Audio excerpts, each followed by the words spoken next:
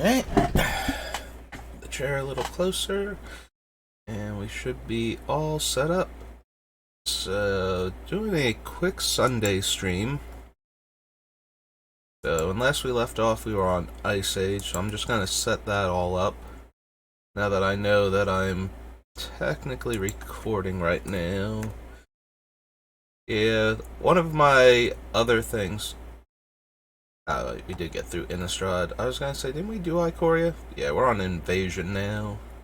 One of my streams cut off like a little bit of the front end audio for when I first started talking, so that gave me the impression that when I don't see the Streamlabs notification that I went live, that I had not actually gone live and was recording, but that might have just been a hiccup in my system, and we've got the notification anyway.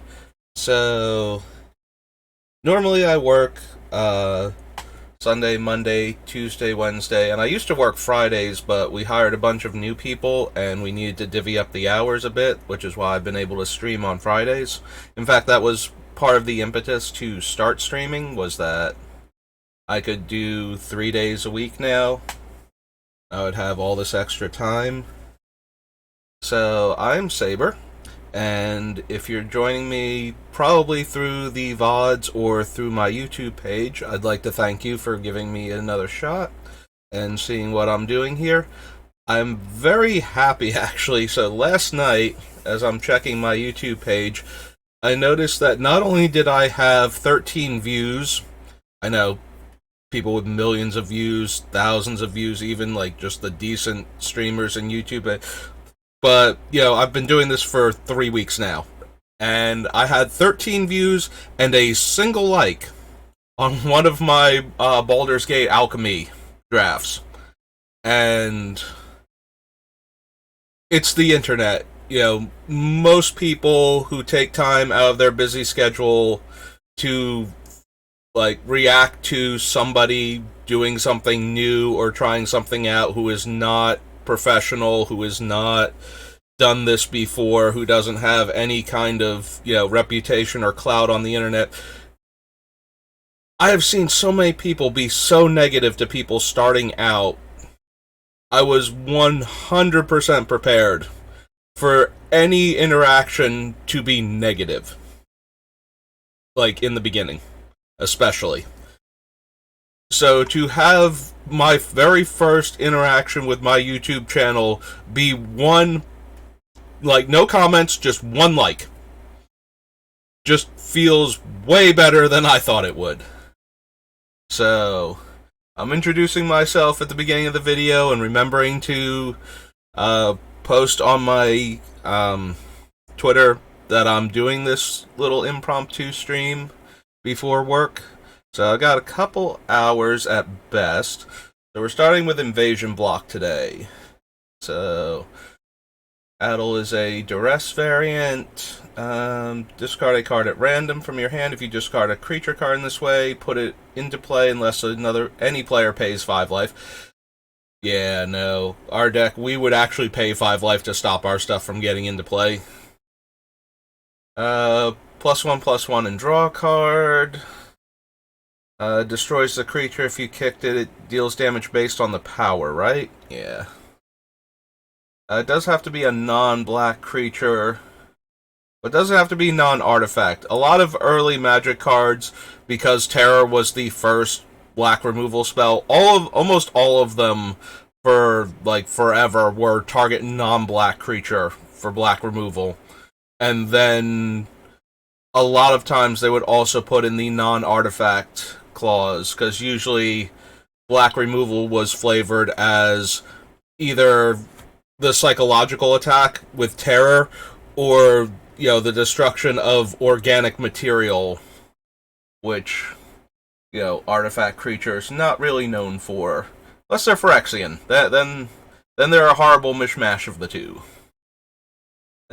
Becomes colorless. Can't use that one. Black spells cost 1 more to cast, and it has the Shade ability. I always kind of liked Annihilate 5 mana, but you do get to draw a card.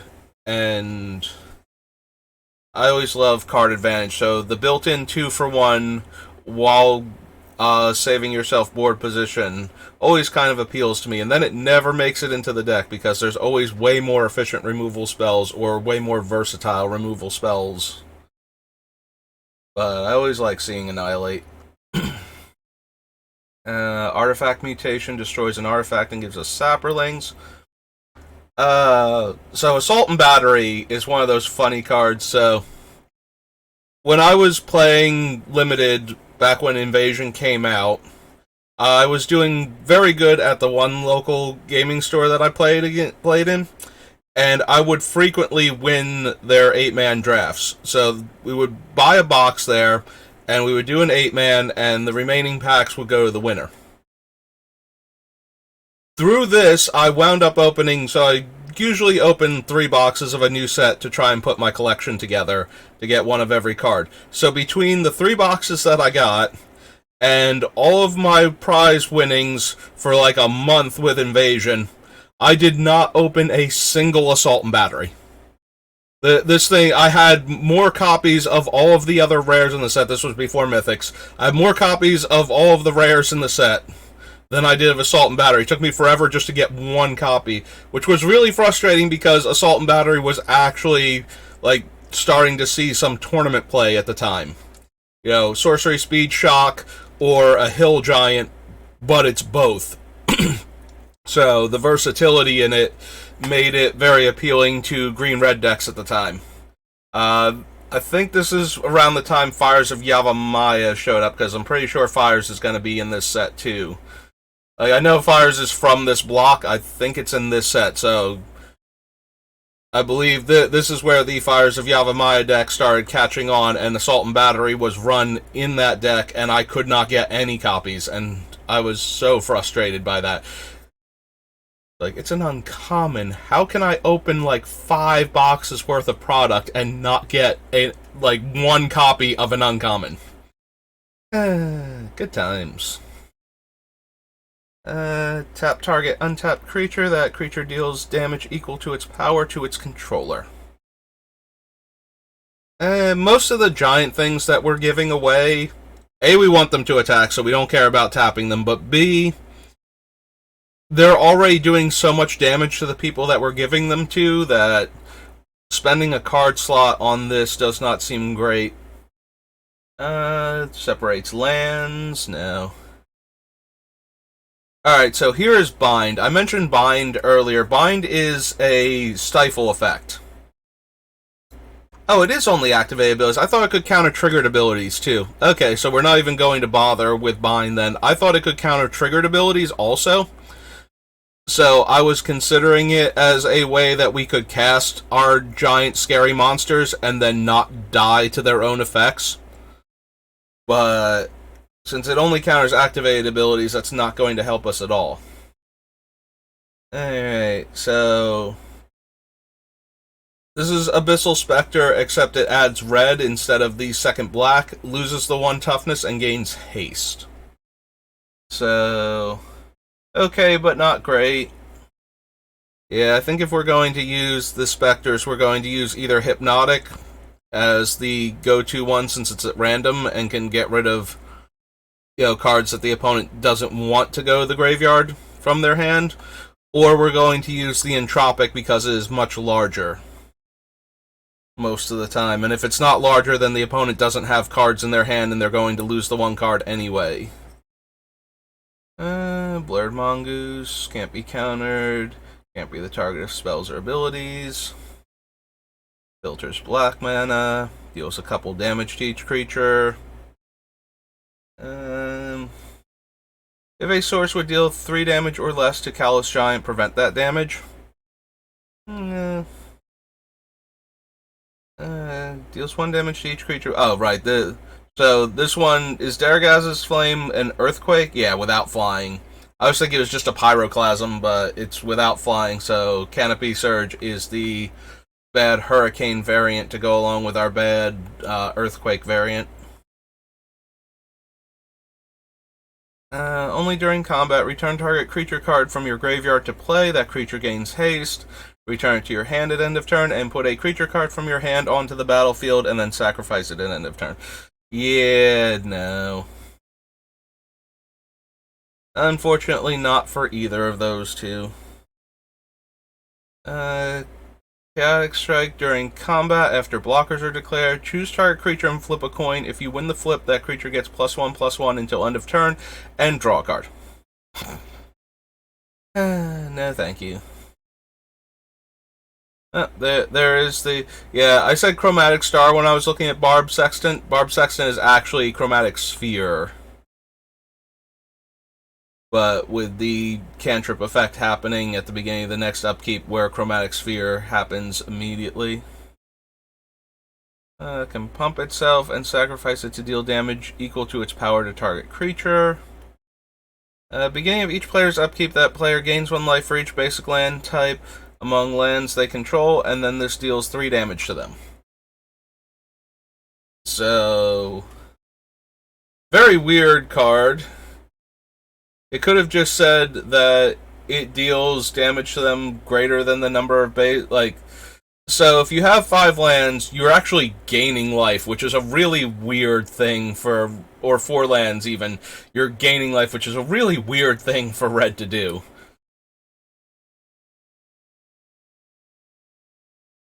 Remove a card from the graveyard from the game, draw a card for 1 black mana.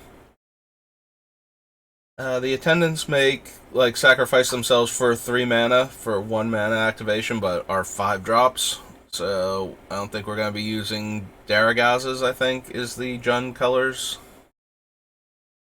Gives fire breathing and can bounce back to the hand. Crypt Angel comes into play, return target blue or red creature card from your graveyard to your hand. No. Yep, there's Daragaz.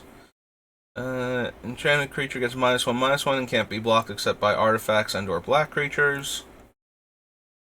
Deals combat damage to a player, pay red and 2, reveals their hand. You choose a color and they reveal their hand. He deals X damage based on the number of cards of that color revealed. Gets +1/-1 and gains black to regenerate.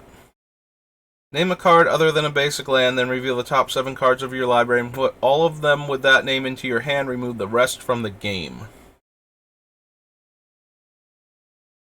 8 mana, 9/9 Flample.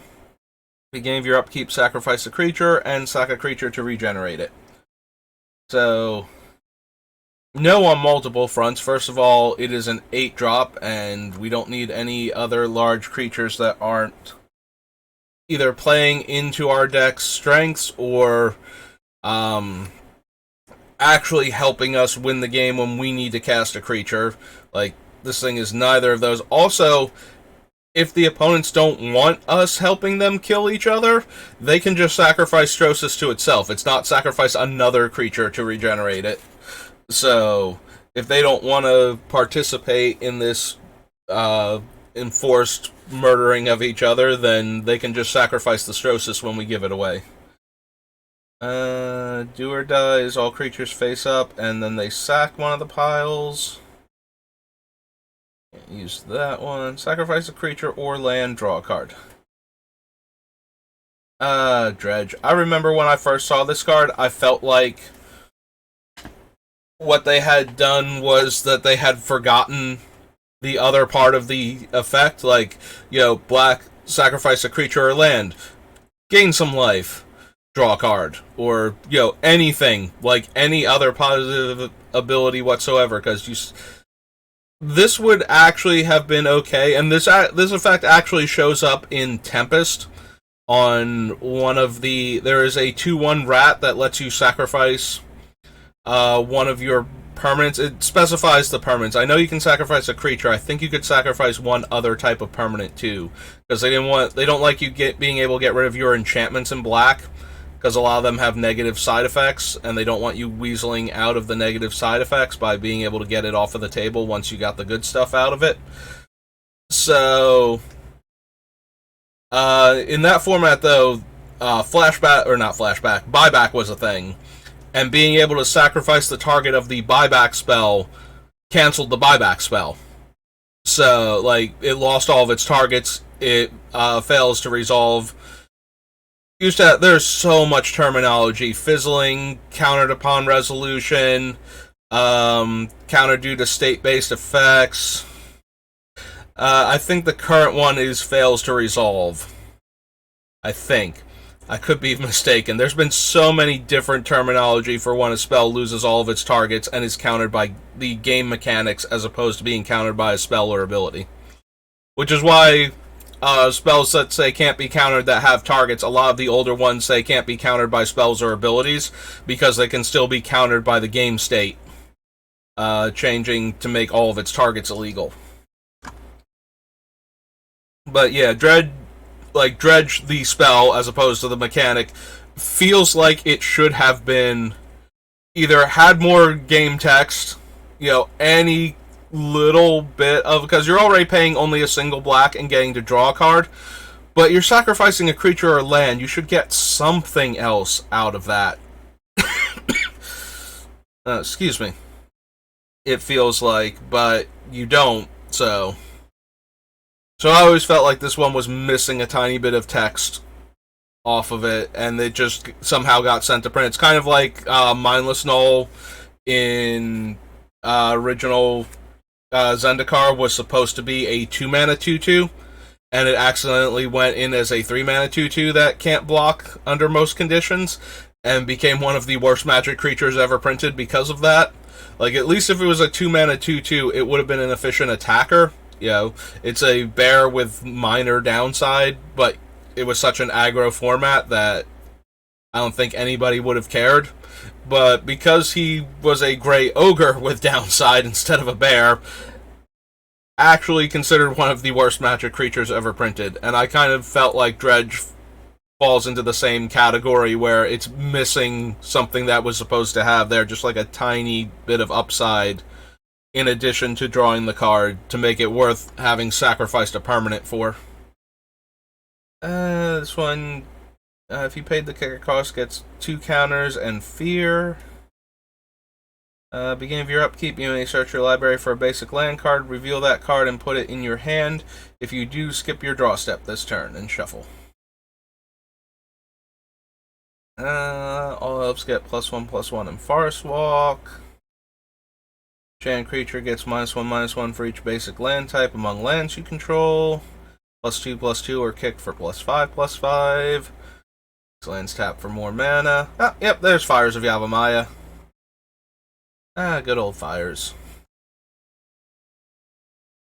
Green tap, put a basic land from your hand into play. No.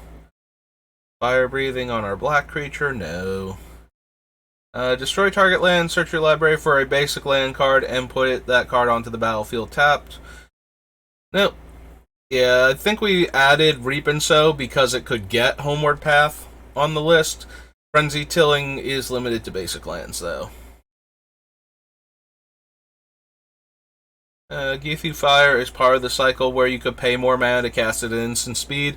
I think the most famous card from that cycle is Rout, the 5-mana Wrath that you could pay 7 mana to cast it as an instant.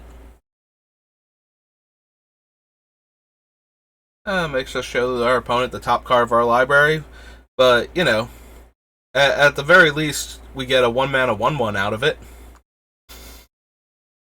So the Djinns are all a cycle. They all get -2/-2 unless their color is at least the most common color on the table, or tied for it. There's Halam Djinn below, which is the red one.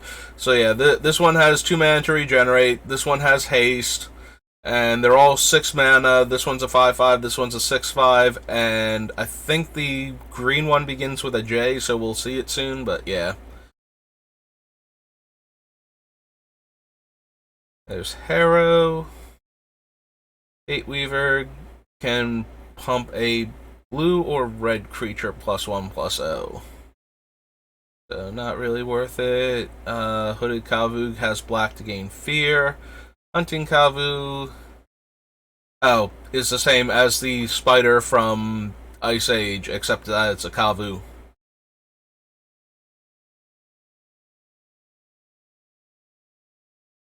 Hypnotic Cloud, black and 1 discards a card from their hand, or black and 5 to make them discard 3, so no. Jade Leech. So yeah, all of the leeches make your spells cost 1 more mana. They actually leech mana from you by making all your spells of the appropriate color cost 1 more mana of that color. At least Jade Leech was a 4 mana 5/5, which surprisingly at the time, still a relevant body. Like, Juzam Djinn was a trendsetter for early Magic where the 4 mana 5/5 with drawback, like Juzam Djinn saw play, Balduvian Horde saw play, this thing saw play. And eventually we got to the point where no, green can just have a 4 mana 5/5 sometimes, and that's okay. You know, no drawback necessary, they're just allowed to have a large creature. Okay, so can't block, Kick Across was paid, it gets a counter. Its Kick Across is 4 mana, it gets 1 counter. Yeah, Kicker was a great mechanic, but not like, okay, so it's a 3 mana 3/2 at a time when creatures were still not that great, so it does have power equal to its casting cost, and the can't block drawback is a little rough, even back then, but you know, you still have a 3/2 for 3 mana, but if you drew it super late in the game, you could spend 7 mana on this thing and get a 4/3 that can't block. Which is weirdly not nothing in Limited. Like, there are obviously infinitely better cards with Kicker that we would much rather have in our deck in this set, but just having the option of your card being better because you drew it in the late game where it's already terrible to begin with, but you can get it back up to a more reasonable size. There's Kavu Chameleon. And Kavu Climber. Kavu Climber was another one of those cards that I always liked because, you know, 5 mana for a 3/3, but you got to draw a card when it came into play. So it's, for 1 more mana than a Hill Giant, you get to draw a card to replace it. And yes, it's a terrible card, but it was so much better than a lot of other things you could be doing at the time. Now you spend this much mana for this ability, and you get a 4/4 Trampler. And it's D&D themed, too. Also, it would have triggered this thing. So, whenever a creature with power 4 or greater comes into play, its controller draws a card. Yeah, I think we'd be giving out too many free cards for Kavu Lair, because we're going to be giving other players large creatures. And even if we're trying to be friendly and helpful, I don't want to give them that many free cards. Oh, it's the Kavu Lord.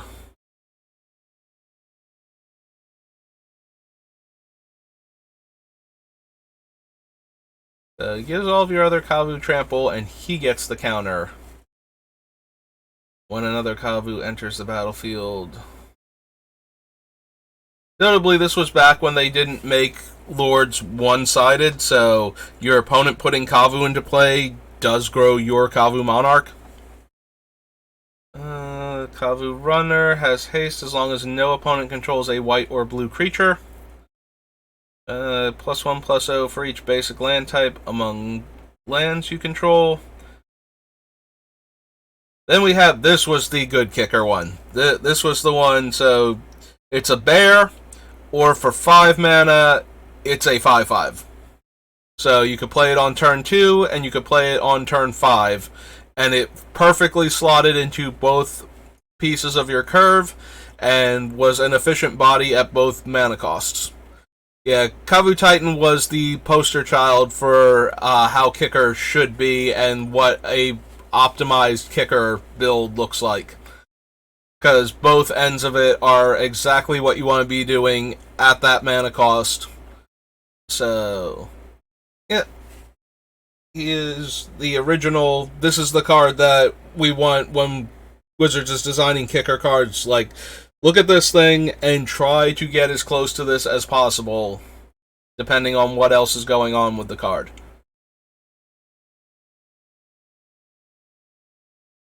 Lightning Dart deals 1 damage to target creature. If it's white or blue, deals 4 damage instead.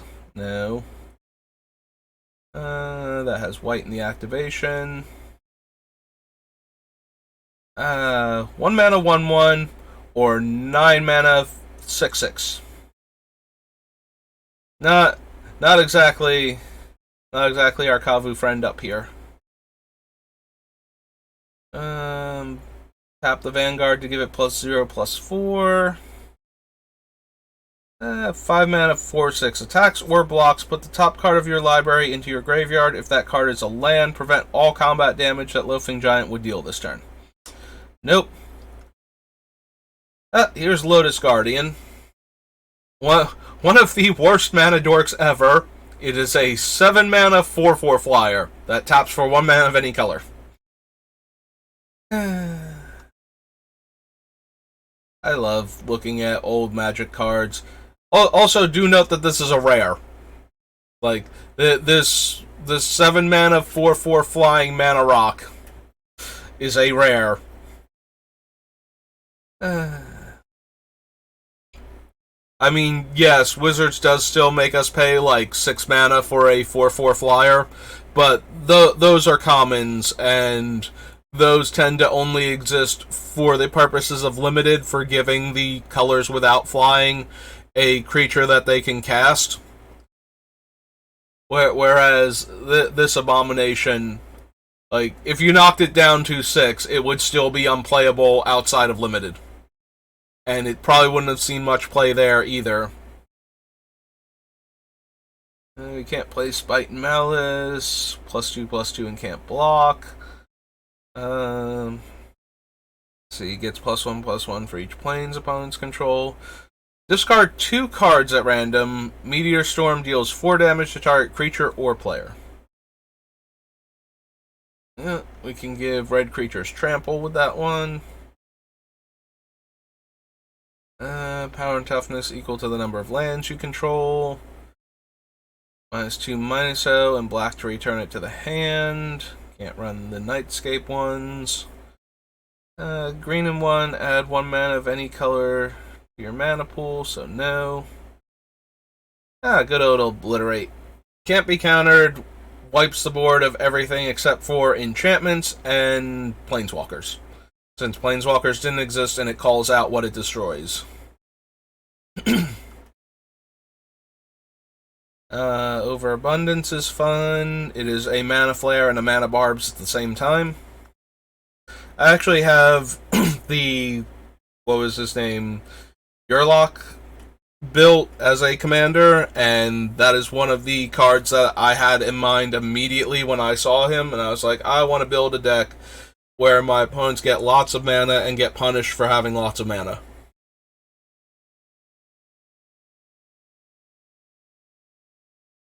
Overload is a bad Shatter, and Shatter's not great to begin with.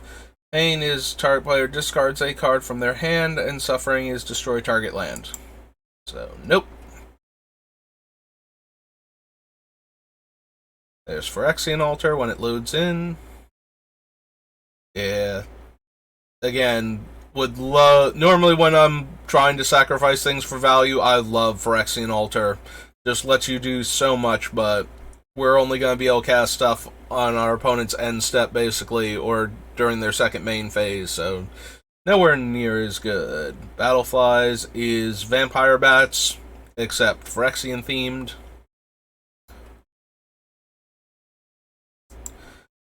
Delver comes into play. Return target creature card from your graveyard to play. You lose life equal to that card's converted mana cost. So, nope. Infiltrator costs blue. Reaper becomes blocked by a green creature. Destroyed, it can't be regenerated. And Slayer is the same for white, but it's harder to block. Yep. Can block as though it had flying, and has kicker to gain counters. Beginning of your upkeep, deals 1 damage to each creature and player. If it's put into a graveyard from play, deals 1 damage to each creature and each player. Destroy target non-black creature and target land. They can't be regenerated. Planar Portal. No. Six mana to cast, 6 mana to activate Demonic Tutor. I think we'll just stick with regular Demonic Tutor. Maybe Vampiric if we need a backup. 1/1 first strike, and you could get 2 whole counters by making it a 5-drop. Target creature gets +1/+1 until end of turn for each basic land type among lands you control. If a basic land you control is tapped for mana, it produces mana of any one color instead of its normal type. Beginning of your upkeep, if Pyre Zombie is in your graveyard, you may pay 2 black and 1. If you do, return it from your graveyard to your hand. 2 red and 1, sacrifice it, deals 2 damage to target creature or player. Excuse me. Choose a color, taps for green or taps for that color. Enters the battlefield to give you a mana. Comes into play, you may search your library for a basic land card and put it into play tapped. If you do, shuffle. Target black or green creature gains haste. Unnecessary. 3/1 haste, and you may play it. It could be cast with flash. Comes in play, target opponent discards a card. 1. Pay 2 life. Reckless Assault deals 1 damage to target creature or player. Destroy 2 target non-black creatures and lose 5. Turn a creature from your graveyard to your hand and draw a card.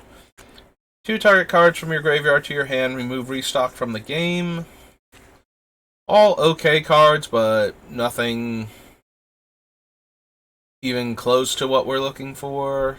Attacks alone gets +2 power. Put into a graveyard from play, you may remove it from the game. If you do, shuffle all creature cards from your graveyard into your library. That is the exact opposite of what we want to do. There's the Red Leech as a 2-mana 2/2 first strike. Whenever a player pays a kicker cost, put a 1/1 Sapperling into play. This is the green card you could cast with flash. Put a 1/1 green Sapperling token in your play for each creature you control. Creatures you control gain first strike until end of turn. If you paid the kicker cost, they get +1/+1 until end of turn. Can attack unless a black or green creature also attacks. Scavenge Weaponry comes in play, draw a card, and enchanted creature gets +1/+1. So this is the Krovikan Fetish as a updated card, so that you would draw immediately. Deals 2 damage to target creature or player. If you paid the kicker cost, that creature can't be regenerated this turn, and if it would be put into the graveyard this turn, remove it from the game instead. And nowadays, you just get that for a single red. And then they started changing it to can't target other things and sorcery speed, but you still get that exile the creature that you damage for a single red now, instead of 2 red and 1. Search your library for a number of basic land cards, reveal them, and set them aside. Shuffle your library, then put those cards on top of your library in any order. Searing Ray. Choose a color. Searing Ray deals damage to each player equal to the number of creatures of that color that player controls. Nope. Red to gain haste. Comes into play if you paid the kicker cost, destroy target non-black creature. Sacrifice a creature, destroy target non-basic land. Pro white. Deals 1 damage to each creature target opponent controls. Skittish Kavu gets +1/+1 as long as no opponent controls a white or blue creature. There's Mr. Skizzy.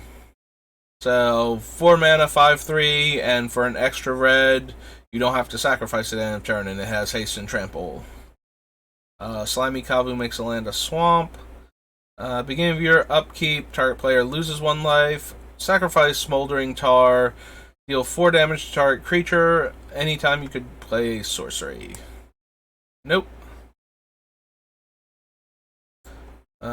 Soulburn is that is that a straight reprint? I'm pretty sure it's a straight reprint of the Ice Age card. Like, I don't think they changed the name at all. We just saw it yesterday, and now I'm blanking if that was what they called it back then. Becomes blocked, it gets +1/+1 until end of turn for each creature blocking it. Creature comes in play, destroy all other creatures that share a color with it. They can't be regenerated. Yeah, considering we're giving out our stuff, it will share a color with our commander and kill our commander. At the beginning of your combat phase, separate all creatures defending player controls into 2 piles and one of them can't block. Target creature can't block this turn and draw a card. Oh, it's Sulam Djinn. Maybe the white one starts with a J then. So this one is a 6-mana 6/6 Trampler. Still not nearly good enough. Comes into play, draw a card, enchanted land becomes a swamp. Prevent all combat that would be dealt this turn. Attacking creatures don't untap during their controller's next untap step. Probably one of the strongest fogs ever printed, since it attaches a sleep to the creatures that it prevented the damage from that were attacking. So definitely one of the, and for only 2 mana, so definitely one of the most efficient fogs ever printed.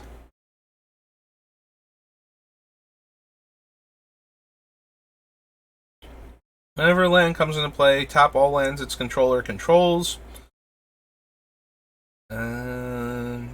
Tech gets all the different things based on what you have.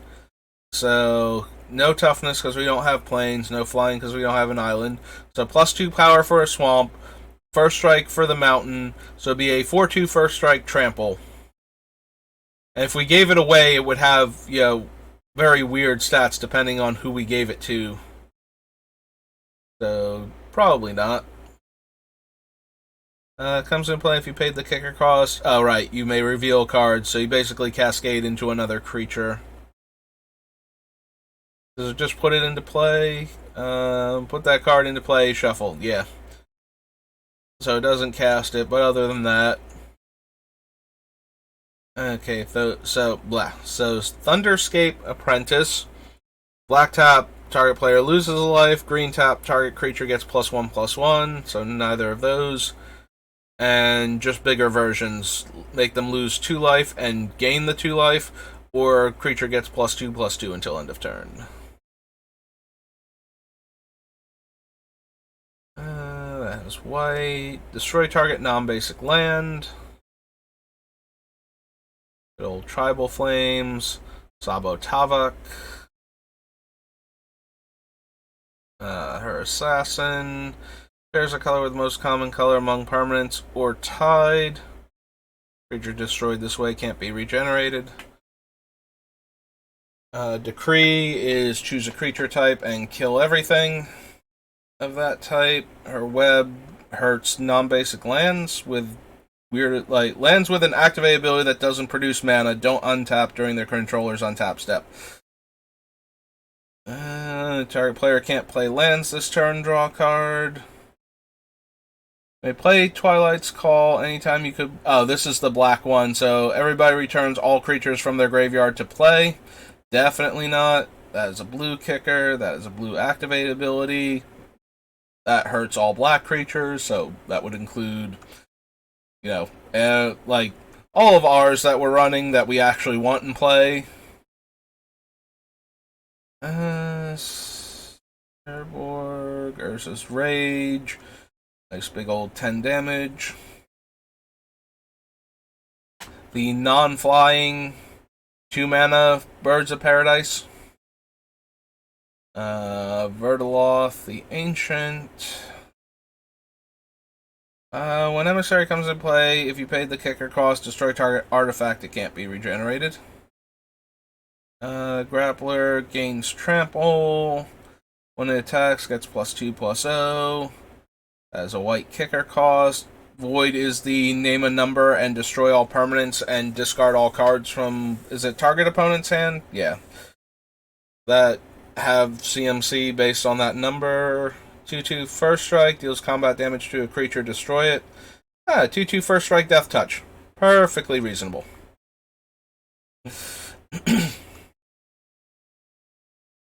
Destroy target blue or black creature with flying. And you gain 2 life for each basic land type among lands you control. Oh, wait. hang on, we still got like 1 or 2 more cards. Wax and Wane, Whisper Silk, or Whip Silk, sorry. Giant creature may block as though it had flying, and green, return it to your hand. Pro blue.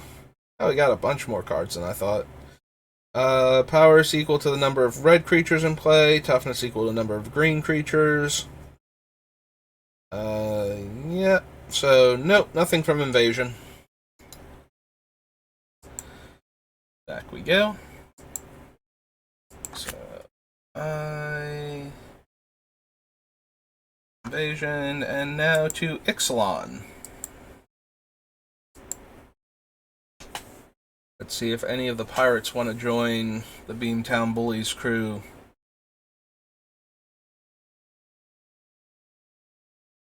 Ancient Bronodon is a 9/9. If a source you control would deal damage to a permanent or player, it deals double that damage to that permanent or player instead. 7 mana, 4/4. Like most of these things, we run the risk of their other creatures coming at us if we give it to them. So it does deal 8 damage if it connects, or deals 8 damage to the creature blocking it. I'm actually a lot more interested in it for if we can double activate the Bullies and give them something like Angrass Marauders and something else in the same turn.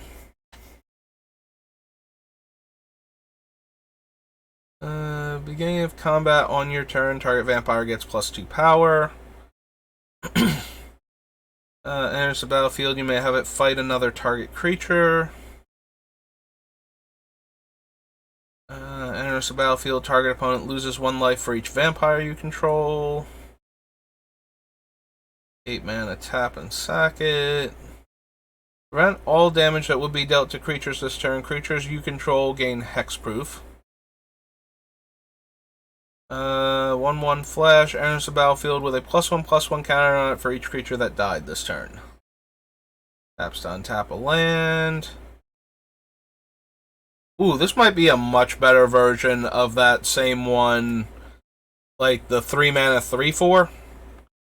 So that might actually, if we wind up running something like this.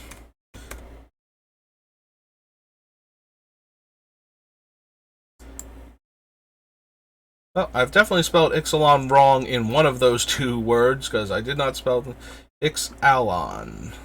Huh. I'm probably not going to remember to fix that in the basic document version. Like, my template for all of this. Alright, so what is its name again? Bonded Horncrest. Horncrest. Okay. Exile up to 5 target creature cards from graveyards, and opponent separates those cards into 2 piles. Put all cards from the pile of your choice onto the battlefield under your control, and the rest in their owner's graveyards. Enters the battlefield, it explores. Enters the battlefield, it deals 3 damage to target opponent and 3 damage to up to 1 target creature.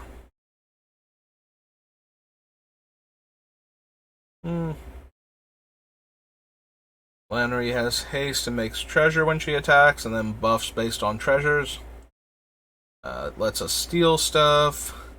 Can't be countered, trample, hexproof.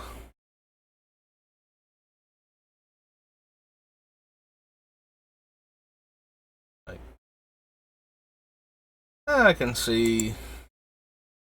We can put Carnage Tyrant on. There's a big angry creature that we don't mind casting. It's a little hard to deal with, not too hard in Commander, where Wraths usually run aplenty.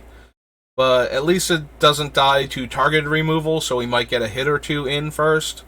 And then we can give it away later, and it's similarly hard to interact with, because most people are not wrathing mid-combat. We did mention the one that can actually pull that one off, route, but there aren't very many instant speed ways to get a hexproof creature off of the table while it's attacking, so...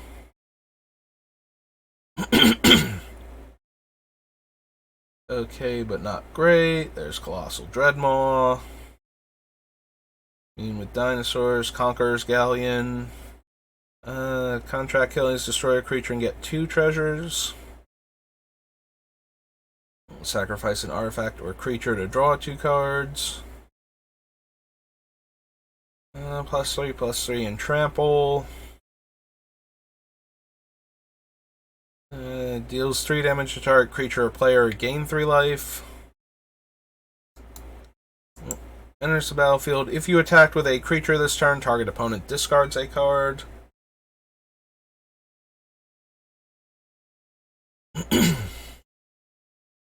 Exile 2 cards from an opponent's graveyard to have it explore. Enters the battlefield or attacks, you may exile target card from a graveyard. Gains life for creatures, or gets +1/+1 until end of turn for other things. Untap vampires, return it to your hand. Whenever you cast a non-creature spell, this gets a +1/+1 counter. Comes block gets +1/+1. Demolish reprint. Can't attack unless you control an artifact. Attacking creatures get +2/+0 until end of turn. Dinosaurs you control gain trample until end of turn. If it just gave +2/+0 and trample, I'd be a lot more interested. Dire Fleet Captain attacks, gets +1/+1 for each other attacking pirate. Dies, make a treasure. Menace and explore. Enters the battlefield. Each player loses a third of their life rounded up.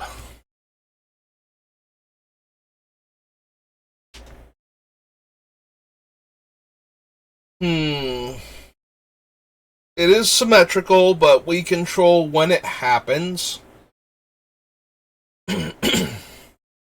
So... it might be worth considering. It's a very potent effect for ending the game, like when we get close. Also, we can give this to somebody post-combat, like we can give it to the one player that acts before us after combat to get everybody low enough for us to untap and finish the table off, depending on what the board state is. Or we can cast it when it's going to be relevant to us to do it. I think we can at least add it to the list. We might not wind up playing it, but... seems like the type of card that can put everybody in kill range very quickly if we use it properly. +2/+2 as long as you control a dinosaur and adds 1 mana of any color. 1 damage to each of up to 2 target creatures. Rest reprint. Vehicles aren't helping. +5/+5 and must be blocked as a sorcery. Deals combat damage to a player it explores.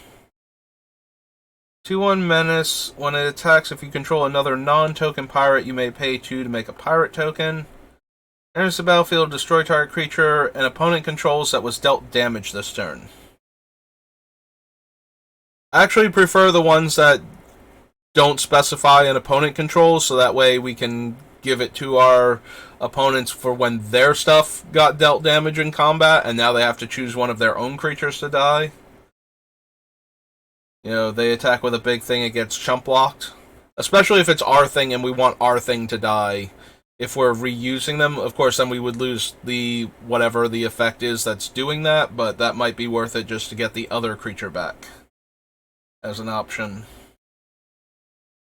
Firebrand gets +1/+0.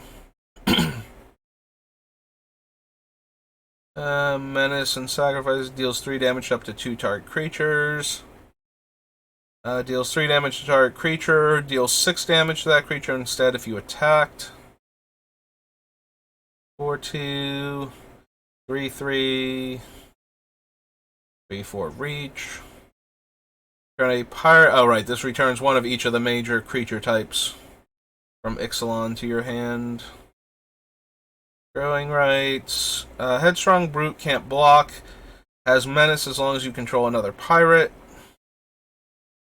Discards 2 cards. Raid, make a treasure. Enters the battlefield. Target opponent loses 1 life, and you gain 1 life, and taps for colorless. Artifact or creature until end of turn. Untap it. It gains haste. Target creature gets +2/+0 until end of turn. If you control Huatli, gets +4/+0 instead. Divner enters the battlefield. It explores. That's the 7 mana one for that one. Gains +5/+5 and trample. Enters the battlefield. Put a +1/+1 counter on target merfolk. 4 mana, give that a counter. Freebooter takes a card from the hand.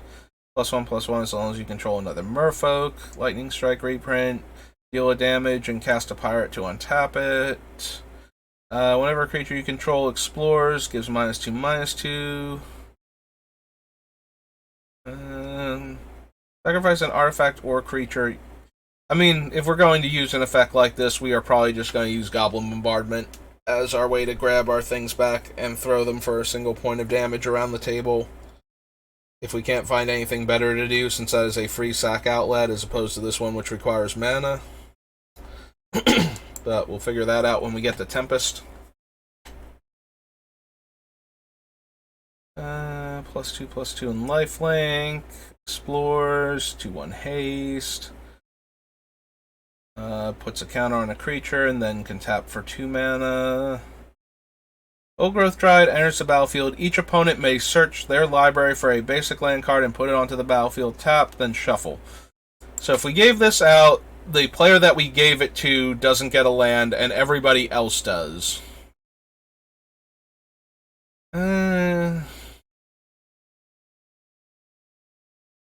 Seems a little underwhelming, though. Like, we're giving... If we have 3 opponents, we're giving 2 of our opponents a land so that we get a land, and we're giving out a 3/3 that they have to attack with. I think we can do better. I continue to believe we can do better. I'm going to stay positive. We will always find better cards if we just keep going alphabetically down the list. All of the best cards are contained in Zendikar, by that logic.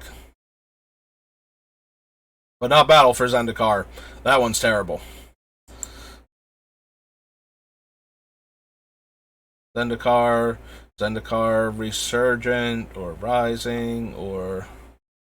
Yeah, any of the sets that start with a Z have the best chance of having the best cards. Just have to keep going further. 3/3 lifelink explore, 2/2 for 2. Trample, enters the battlefield, deals 1 damage to each other creature.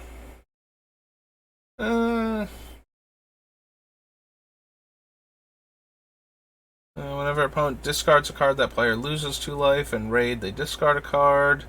Menace, players can't gain life whenever another creature enters the battlefield. Rampaging Ferocidons deals 1 damage to that creature's controller.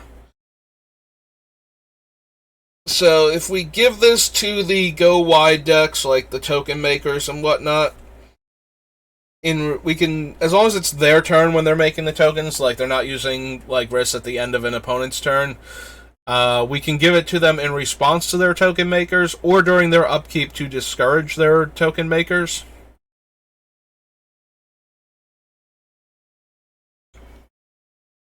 It also, regardless of who we give it to, players can't gain life. So if somebody goes for a giant life gain effect to try and get back in this, we can give this to whoever's turn it is, and that would stop them from gaining the life that turn. I'm going to add it to the list. It seems like an interesting card. Also a 3/3 menace, so it does have a little bit of evasion.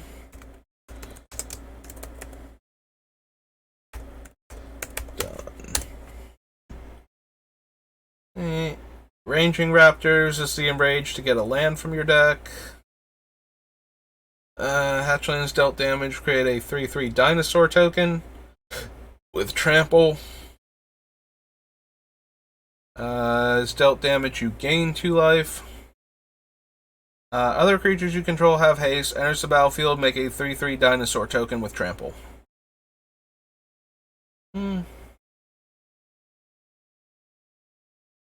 Rush deals 3 damage and raid to get it back. Treasure Maker that can win you the game. 1/1 first strike. And Rage, draw a card. +1/+1 counter on target creature, and +1/+1 counter on a merfolk. Rowdy Crew enters the battlefield, draw 3 cards, and discard 2 at random. If the 2 cards shared a card type are discarded in this way, you put 2 counters on Rowdy Crew. It's so bad, and at the same time, it's not bad enough. Like, if it was just a little bit worse, I wouldn't mind giving it away. If it were a little bit better, I might not mind casting it, and it might have been worth that mythic slot, but when you put the 2 together like that, just no. Discard a card to draw a card. Sack a creature, get 2 treasure. Sack 3. There it is. Sack 3 treasures to draw a card. I knew he had an ability with 3 treasures, but I'm reading the text that it's telling me is what treasures do. Vampire you control attacks. Each opponent loses a life and you gain a life. Enters the battlefield, explores. Scry 1, tap, exile it to exile all cards from all graveyards. Whenever a creature you control becomes the target of a spell or ability an opponent controls, you may draw a card. Gains Death Touch. Enters the battlefield, target opponent loses a life and you gain a life. Flash and Enrage. Can block an additional creature each combat. Destroy target land its controller loses 2 life. Deals 20 damage to each creature and each planeswalker, and destroys a land. Arsonist enters the battlefield. If you attack with a creature this turn, target opponent sacrifices a permanent. Enters the battlefield. If you attack with a creature, deals 2 damage to target creature or player. Whenever you cast a spell from your hand, reveal the top X cards of your library, where X is that spell's converted mana cost. You may cast a reveal card this way with converted mana cost X or less without paying its mana cost. Nope. Enrage deals 3 damage to an opponent. No. +2/+0 in haste. Sword Point Diplomacy, no. As long as you control another dinosaur, +2/+0 in trample. 6 mana, make a dinosaur. Attacks if you control a dinosaur, gets +1/+1. Haste. Skinshifter attacks, it becomes a copy of another target non-legendary attacking creature until end of turn. Enters the battlefield, it explores. Trove of Temptation. Each opponent must attack you or a planeswalker you control with at least 1 creature each combat if able. Yeah, thank you. Deals 4 damage to target creature or player. Blasting Cannons, Vanquish the Weak, Vanquisher's Banner. Don't care about creature types. Sun's Avatar or another creature enters the battlefield under your control, gain life equal to that creature's toughness. Vicious Conquistador. Enters the battlefield, put a +1/+1 counter on each of up to 2 target merfolk you control. Okay, there's Vraska. Hi, Vraska. And her Contempt. Waker turns lands into XX elementals. Destroys a non-merfolk. Dies. Target opponent creates 2 treasures. If we could guarantee we were the target opponent, I would love to give that out just to make more mana each turn to do more stuff with, but they could just as easily give it to somebody else. Wily Goblin enters the battlefield, make a treasure. And that's everything from Ixalan. Well, yeah, I added a couple cards at least. X. Journey into Nyx. Surely we will find good cards in this one. I mean, it's not Born of the Gods, and it's alphabetically lower on the list, so it must have better cards than the sets before it, right? Or another enchantment enters the battlefield under your control. Exile all cards from target player's graveyard. Cast a spell that targets this +2/+0 and Intimidate. Put a +1/+1 counter on equipped creature when it attacks. 1/3 in Death Touch. Hexproof Reach. Bearer of Heavens dies. Destroy all permanents at the beginning of the next end step. Has to die for that to happen, not get exiled or otherwise leave the battlefield. And it does not have an evasion ability. If this were a 10/10 Trampler, I would actually consider it as a giant angry reset button that we could give out. Like, obviously we'll lose our bullies and anything else, but it will also clear everything else going on, so. But just as a 10/10 for that, I don't think it's quite where I want to be at. And we have to make sure it dies, not that it gets exiled or goes to the graveyard. Or, yeah, goes to the exiled or, like, bounce back to our hand or anything else. It actually has to die that turn. Strive, Heroic, Brain Maggot, no. -2, -0, can't block. Equipment. More Strive cards. Consign to Dust I actually like. Consign to Dust lets you keep paying 3 mana to keep destroying artifacts or enchantments. So it's versatile. It is expensive though. It's 6 mana to destroy 2, 9 mana to destroy 3, but I have put it into some of my decks before, just because of the ability for it to destroy multiple targets. Usually it goes in more, like, mana ramping intensive decks. I'm pretty sure it's in, like, it's specifically in Yurlok, because of all the mana ramp that he does. Any number of creatures get +1/+0 and lifelink. Creatures you control have haste. Destroy an enchantment or land. Doesn't untap. 6 tap. Tap target creature. Doesn't untap during its controller's untap step as long as this remains tapped. Nope.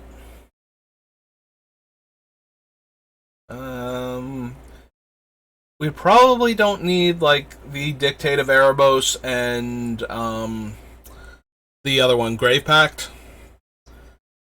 For this deck, we can put them in there because we do plan to grab our stuff back and sacrifice it for value, which would keep other players' creatures off of the table. Do I want to add these to the list anyway, just in case we want to do that? I'll add it to the list. I don't think we're going to do it. This is Journey.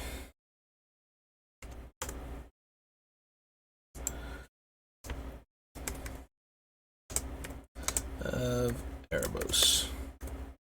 Erebos? Yep.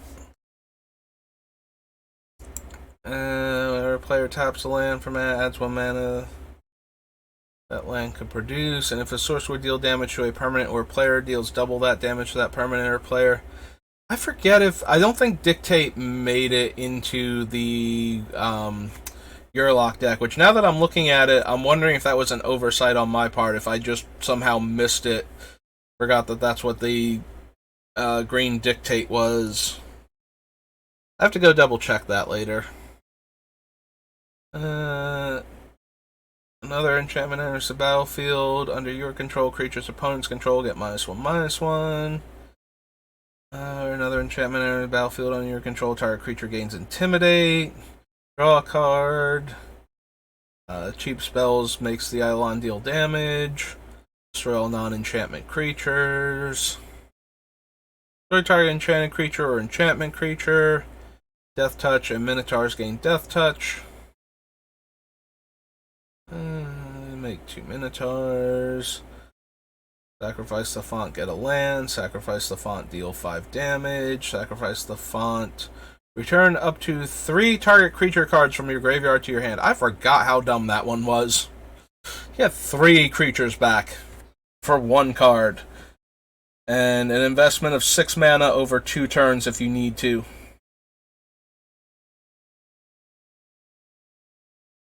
Forgeborn Oread, deal 1 damage to target creature or player for their constellation.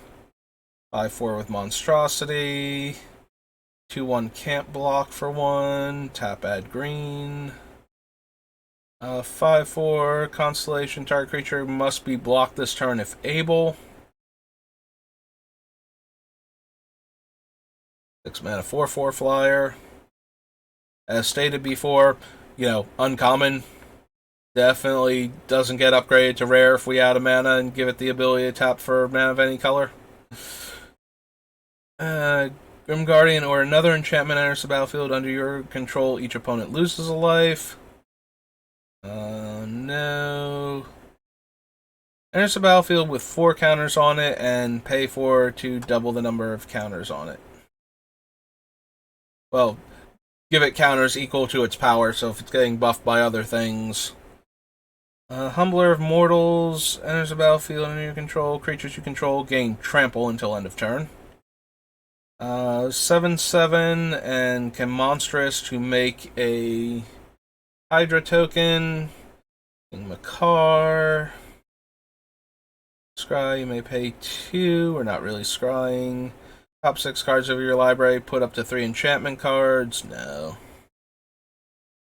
Diadem ETBs to deal 2 damage, and enchant creatures +2/+2. Magma Spray deals 2 damage to target creature and exile it.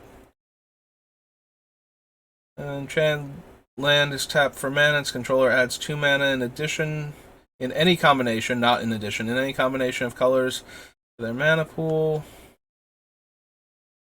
Beginning of your upkeep, each opponent draws a card, so it won't be in play for us to get the card from it. Attacks each turn if able. Missing in Game Warden. Enters the battlefield, look at the top X cards of your library, where X is the number of forests you control. You may reveal a creature card from among them and put it in your hand, and the rest on the bottom of your library in any order. It's Ashiok. Doing Ashiok things to people.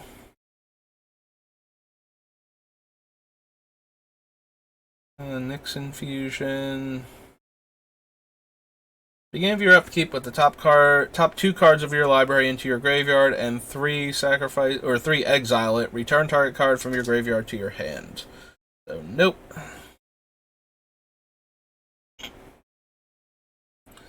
Target creature gets +1/+1. 2/3 for 3. There's Farika. As long as your devotion to black and green is less than 7, Farika isn't a creature.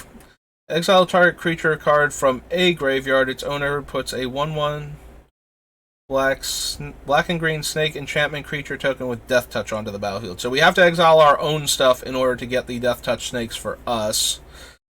And we don't want to do that to begin with.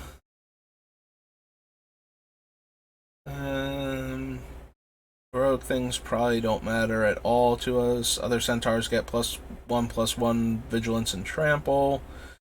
1/3 double strike. When it deals combat damage to a player, exile the top card of your library. You may play it this turn. So nope. Luku Crota. Renowned Weaver. You can sacrifice her to make a 1/3 enchantment spider. And Reveler dies. Each player puts the top 3 cards of their library into their graveyard. Makes 4 satyrs. Choose one or both. Return target creature from your graveyard to your hand, and return target enchantment from your graveyard to your hand. Riddle of Lightning. Ritual of the Returned. Frolic of Abandon. Alright, Hulk is just a 2/5. Grove Dancer enters the battlefield, put a +1/+1 counter on target creature. Heroic gets a +1/+1 counter. No. Sigiled Skink attacks Scry 1. Not really. This is another one that always has the potential to make it into my deck. 4 mana, exile a creature, and all of the auras attached to it, which there normally won't be unless you somehow miraculously catch a player that doesn't understand how Zur the Enchanter works and doesn't get his auras going in the proper order. But so you exile the creature, and then you can pay another 3, so 7 mana total to exile 2 creatures. And if you happen to have 10 mana, you can get another one. Choose any number of target creatures, double the number of counters on them. Spawn of Thraxus is a 5/5, enters the battlefield, deals damage to target creature, player equal the number of mountains you control, so no. 4/1, blocks each turn if able. Spite of Mogus, deals damage to target creature equal the number of instant sorceries in your graveyard, scry 1. Destroy target creature and target land. Power and toughness equal a number of swamps you control. 3 damage to target creature. If that creature is an enchantment, deal 3 damage to its controller. Whenever Strength from the Fallen or another enchantment enters the battlefield under your control, target creature gets +X/+X, where X is the number of creature cards in your graveyard. When you're dealt combat damage, sacrifice Swarmborn Giant. As long as it's monstrous, it has reach. Nope. There's Temple of Malady. We already had Temple of Malice, so... Temple of Malady. Thought Render Lamaya. Under your control, each opponent discards a card. Sacrifice a creature. Target player discards a number of cards equal to the sacrifice creature's power. There's Twin Flame again, which I think we were looking at in one of the commander decks because I thought it was a new card.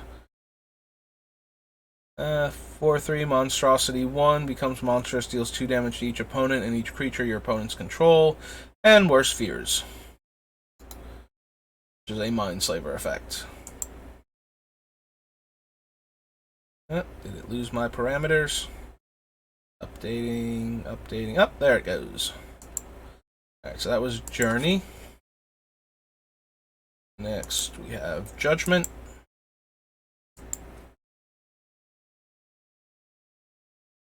So, Judgment is most likely to have green things, maybe some red things, but Judgment was the third set. So it was Odyssey, Torment, Judgment. And Torment was very heavy black, so to compensate, Judgment is very heavy white-green.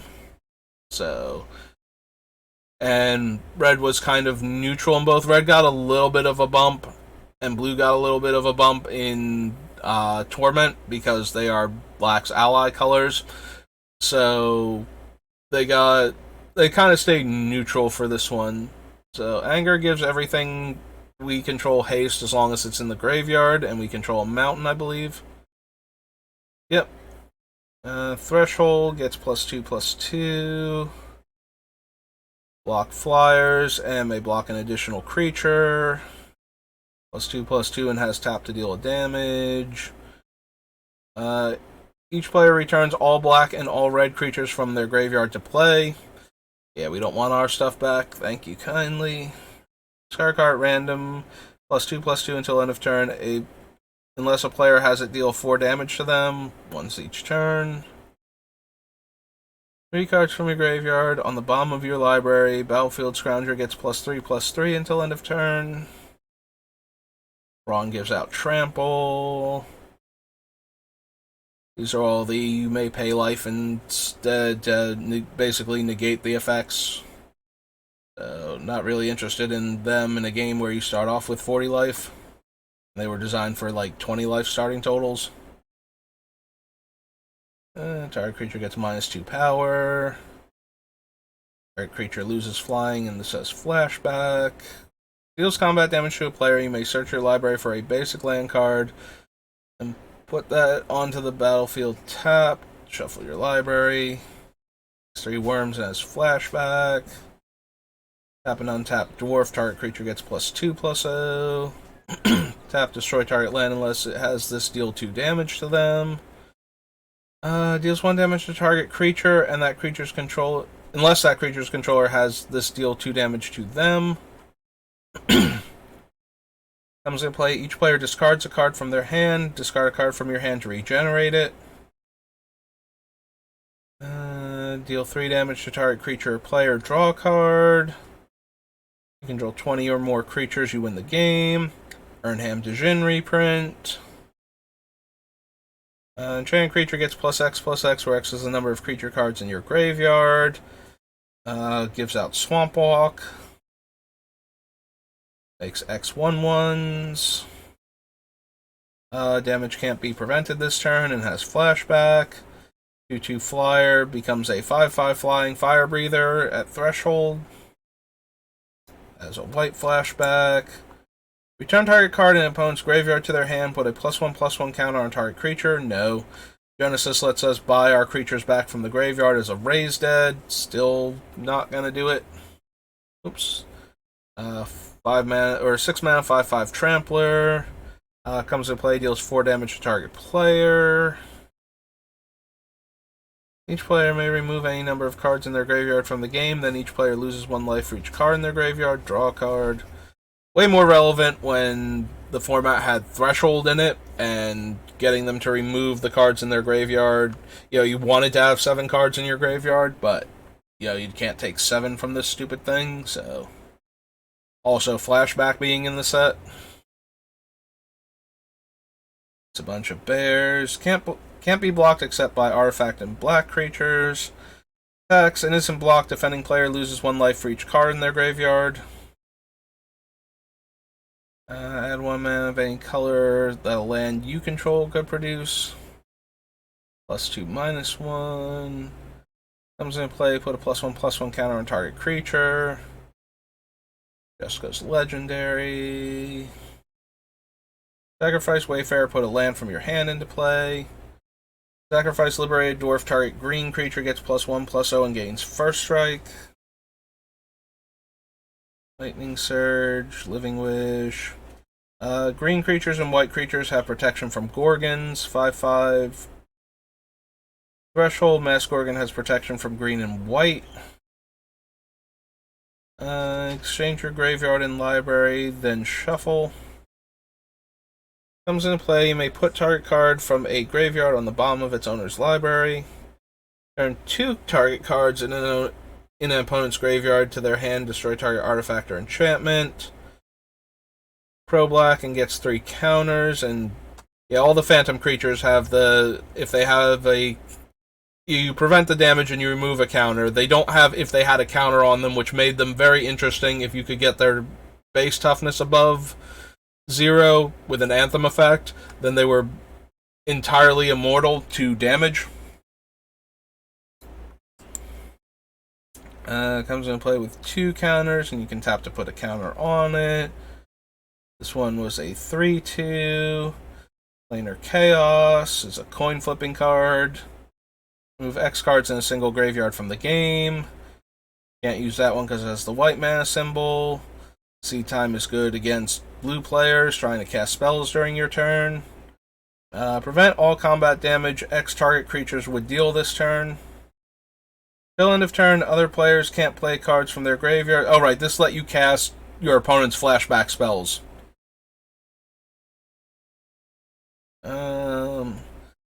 Soul Gorger Orb comes in play, you lose all but 1 life.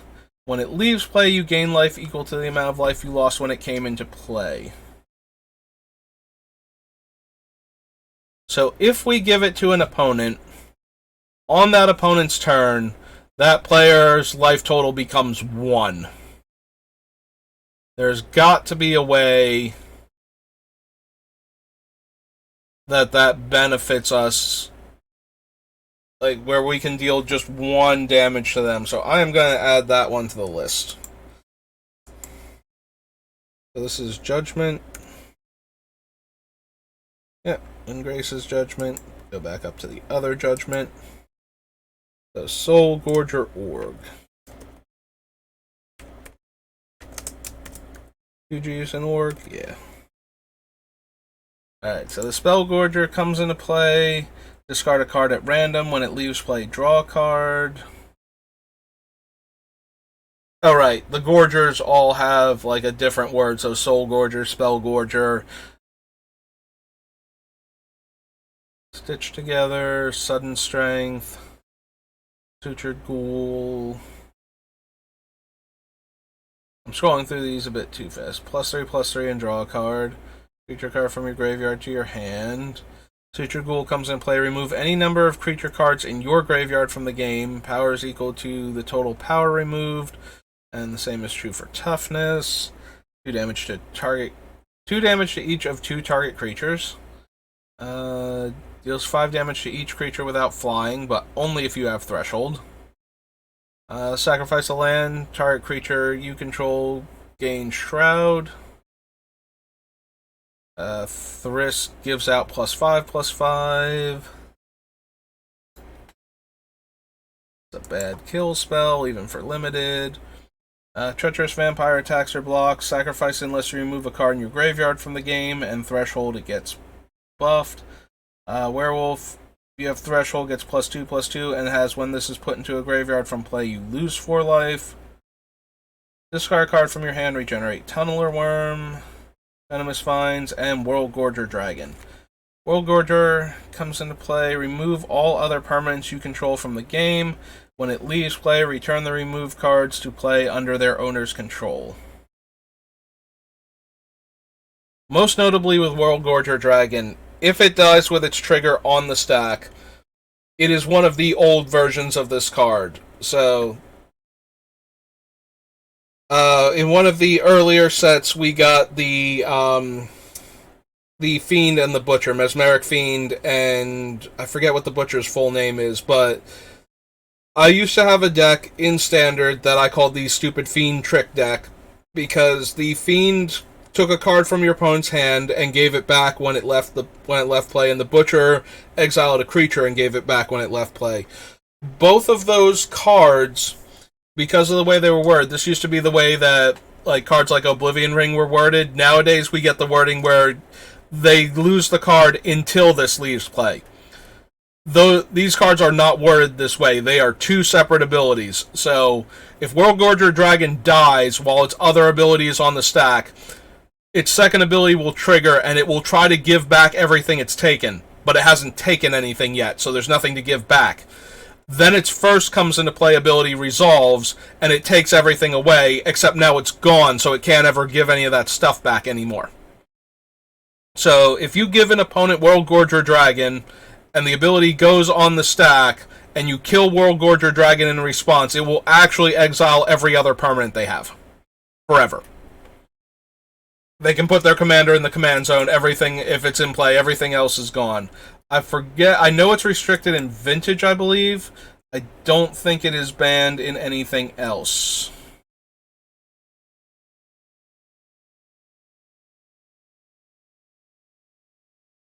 Nope.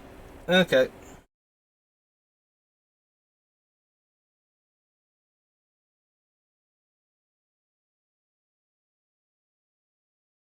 Just wanted to double check. Make sure that... I didn't think World Gorger Dragon was banned in Commander, because a lot of things, even the...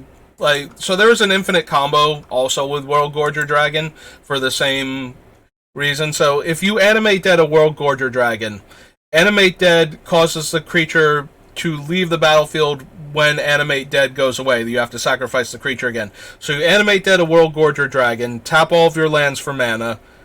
World Gorger Dragon comes into play and triggers, and exiles all of your stuff, including the animate dead. The animate dead leaves play, causes the World Gorger Dragon to die, and all of your stuff comes back. So animate dead comes back into play, all your lands come back into play, and if they don't enter tap, they come back in untapped. And then you can bring the World Gorger Dragon back again with animate dead, triggering him again, tap all of your lands for mana, and repeat this process until you've built up enough mana. As long as you either have another creature in your graveyard or can cast the spell at instant speed, you can break the loop when you need to, or can just cast the spell once you've generated enough mana. So that is a thing. We could theoretically put that in the deck if we had a reason to, but I don't think that we're going to. I'm going to add World Gorger Dragon because we will have instant speed removal, and for the more mean-spirited version of this deck, we are definitely okay with nuking one player's board using World Gorger Dragon. Possibly multiple players, since we're killing World Gorger Dragon, that will put it back in our graveyard in order for this malicious combo to work the way we want it to. See? We kept going further down alphabetically, and we kept getting better and better cards. Alright, so that was Judgment.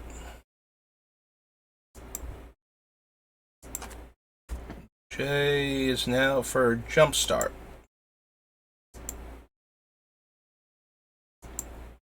Alright, let's see what fun and unique Jumpstart cards we want to add. Active Treason, Spellbomb. All reprints. Allosaurus Rider, or Allosaurus Shepherd cares about elves, so that one's not going to make it.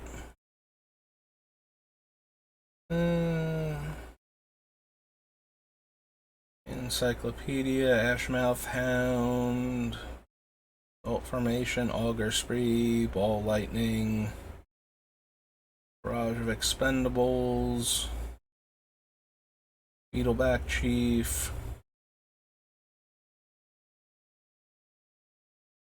Deals 1 damage to target creature. That creature can't block this turn. I forget what set that's originally from. I'm sure we'll bump into it eventually.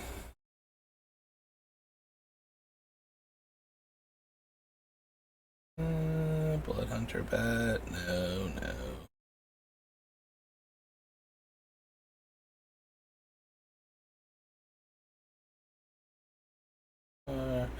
Branching Ability. If one more +1/+1 counters will be put on a creature you control, twice that many counters instead.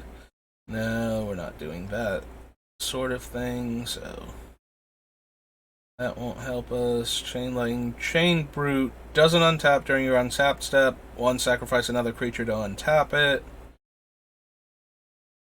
So no.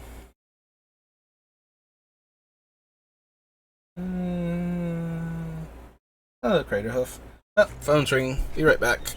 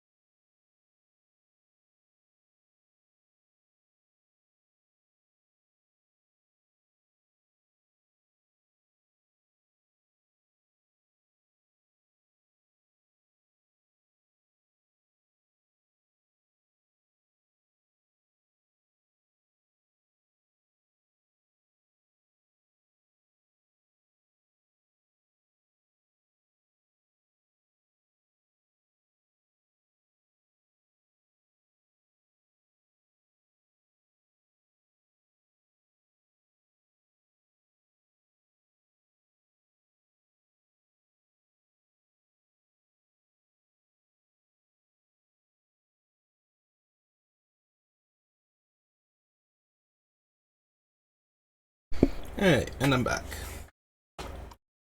Alright, we're still looking for relevant cards from Jumpstart.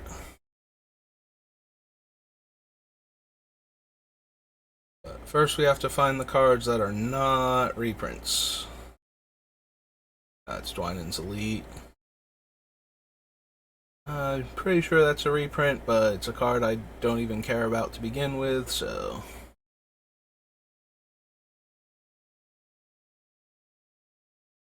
Even if it's not, it wasn't like it was going to make the deck. There are 4 pages of cards from Jumpstart that fit our color criteria. 4 damage to any target. No. Raise Boar, Flame Tongue. Forget. Funeral Rites was from what? Monkette, right? Skalta, there's Gisa.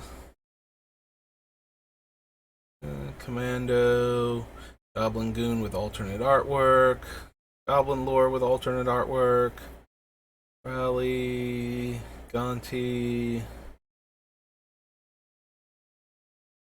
Yeah, I had the absolute worst luck with this set. I wound up having to get on the secondary market Allosaurus Rider, Tiny Bones, and Muxus. Like, I opened, I think, 2 full boxes of this set, plus enough booster packs to be probably another box. And I did not get. Okay, here's one of the unique cards: Immolating Gear or Gyre. When it's Ulamog, I call him the Infinite Gear because I think that sounds more menacing, and because I'm not 100% sure what all the valid pronunciations for Gyre are. Like, calling him the Infinite Gyre does not sound as intimidating, so I prefer the hard G Gear for Ulamog, but it's probably Gyre for both. Deals X damage to each creature and planeswalker you don't control, where X is the number of instant and sorcery cards in your graveyard. So no. So something like 3, maybe 3.5 boxes worth, and I could not get. I kept getting a meal. Like, I have, I think, a playset of a meal, and multiple copies of cards that are good but are reprints. So I did not care about them at all. We can't run Kess, right? Or Kells, because she's blue. There's Krenko, Pathless. None of these. There's Lightning Diadem again. Lightning Phoenix was new, but I don't think so. Flying Haste, can't block. Beginning of your end step, if an opponent was dealt 3 or more damage this turn, you may pay red. If you do, return it from your graveyard to the battlefield. Yeah, not what we're doing. Visionary, I think, is actually a reprint. I thought he was Living Lightning at first, which I believe is unique to this set. Dies, return an instant sorcery from your graveyard to your hand. So, no. Yeah, this set was very frustrating. I was able to trade, at least for the Allosaurus Riders, which is always nice, because I've been playing for so long, and I just tend to buy the things that I don't get out of packs. When we used to play regularly and we used to do draft, I would wait until the next set was out before I would buy the stuff, just in case I opened it, either during the draft or as prizes. But with Jumpstart, we weren't doing events with it, and somewhere along the lines it had gotten underprinted initially because of the pandemic, and so finding Jumpstart product was a massive pain to begin with, and then finding it at a reasonable price afterwards. I bought a bunch of it from Target and whatnot because they were selling it for retail, and they actually had it. There's Muxus, but we're not a Goblin deck, so don't really need him either. Or them, technically, since all of the Goblins in the artwork are Muxus, which I found amusing. This one is the red-green one and cares about fighting, right? Whenever one or more creatures you control fight or become blocked, draw a card. Beginning of combat on your turn, you may pay 2 hybrid red-green. If you do, double target creature's power until end of turn. Beginning of combat on my turn. I would love that if we could do it on opponent's turn. And just double their creature's power if we wanted to. After giving them a perfectly valid creature to have the power doubled on. Yeah, Jumpstart was one of the most... There weren't that many unique cards in it, but it became one of the most expensive things to collect all of the cards from, and I still only have one of most of the cards from it because of that.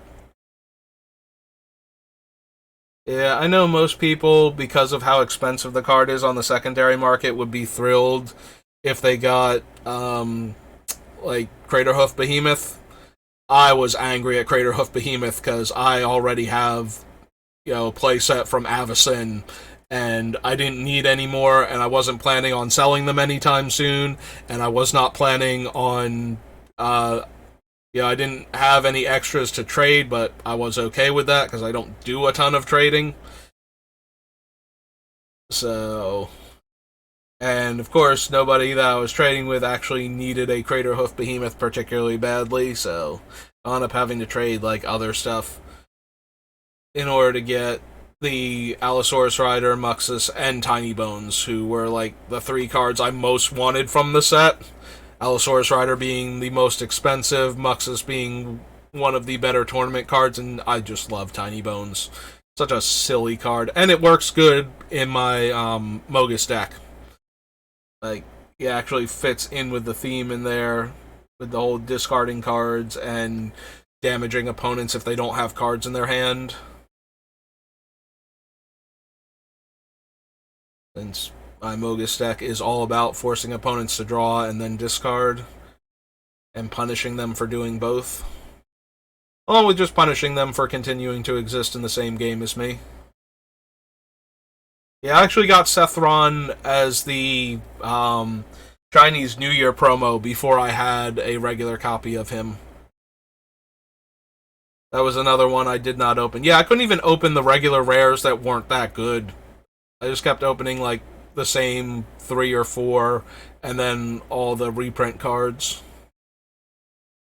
Yeah, I'm not looking forward to the next physical printing of Jumpstart. That last one went so poorly for me.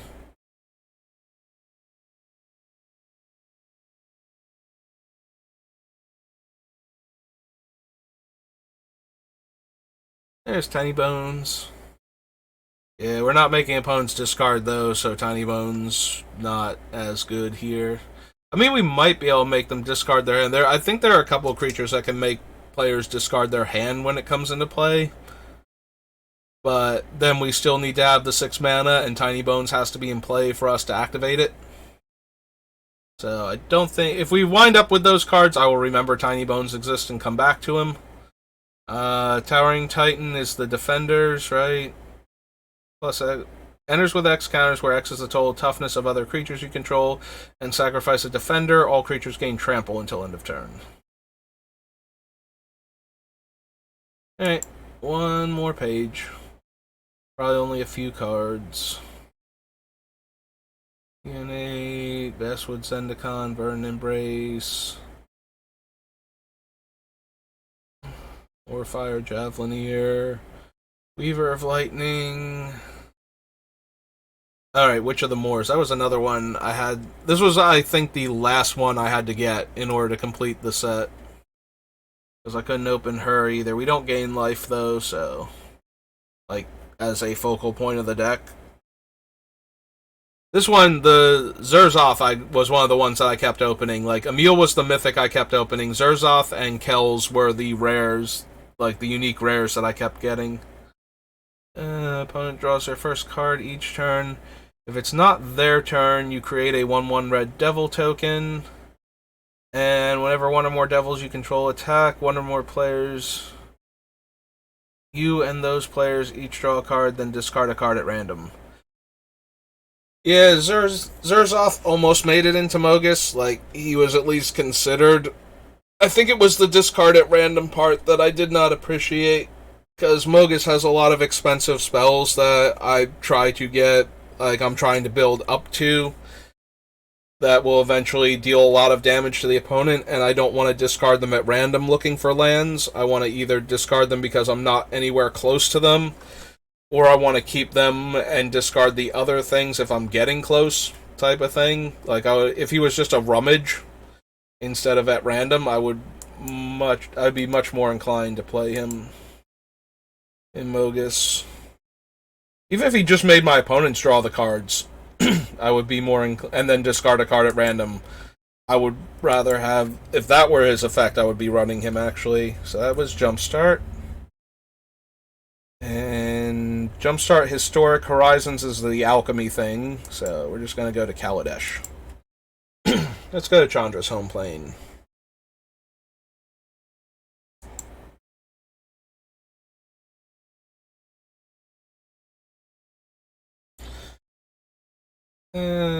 been streaming for about an hour, I think. We might be getting close to the end then. Flying lifelink, and you can move counters onto him. Whenever you cast a spell, you gain 1 life for each spell you've cast this turn. Pay 50 life, deal 50 damage. So, nope. Makes energy. Yeah, I don't think any of the energy cards are going to make it. The energy mechanic, while good, is very parasitic, meaning that the more energy cards you have, the more you want, and it squeezes out room for other things.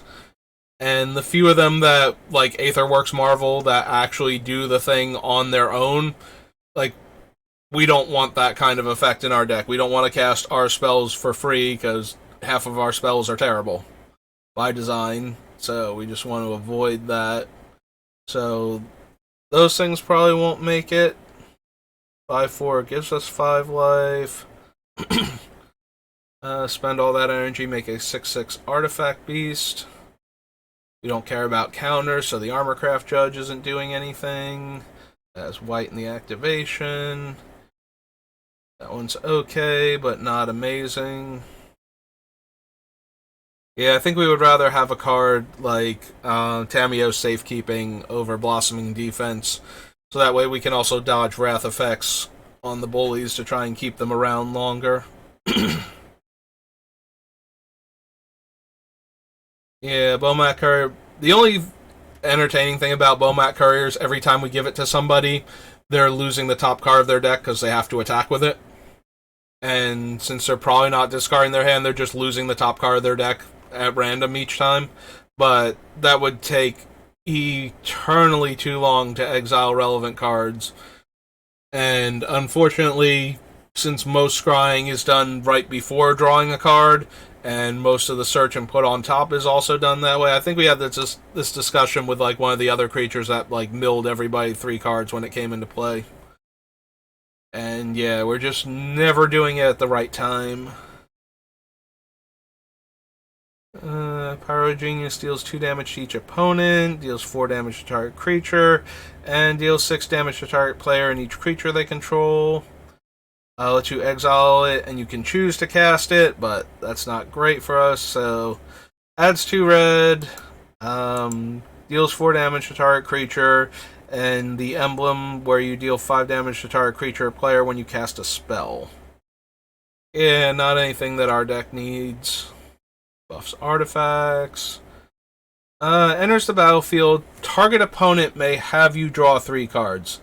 If that player doesn't, put the top 3 cards of your library into your graveyard, then Combustible Gearhulk deals damage to that player equal to the total converted mana cost of those cards. If it were any player could have Combustible Gearhulk deal the damage to them.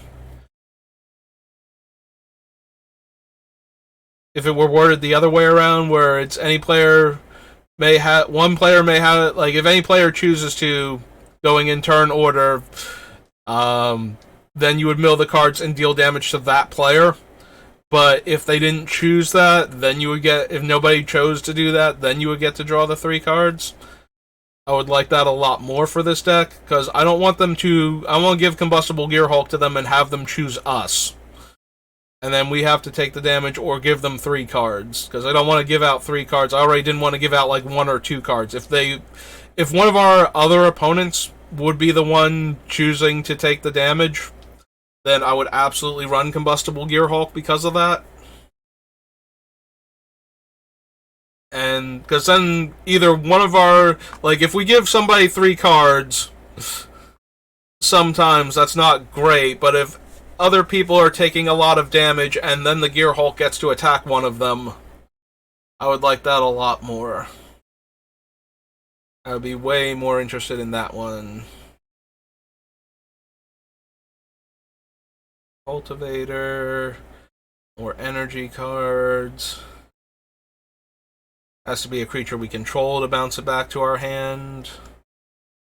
Demolish. Yeah, I would rather give out the Massacre Worm than Demon of Dark Schemes. Not that we care if our opponents are reanimating our stuff most of the time under their control, but reanimating other stuff might be an issue.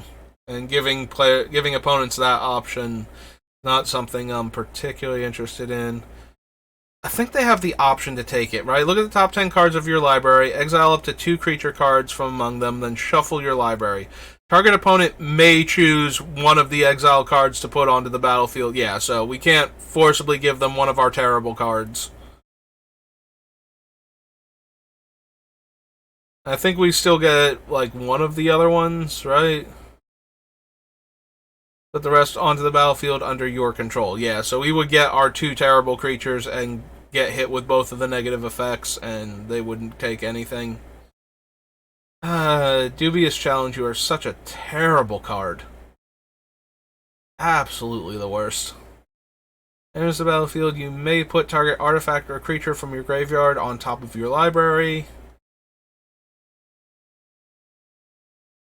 Creature you control. Dynavolt Tower deals damage. Enters the battlefield, everybody scries one. Edgecrafters can't be blocked by creatures with power 2 or less and has Fabricate.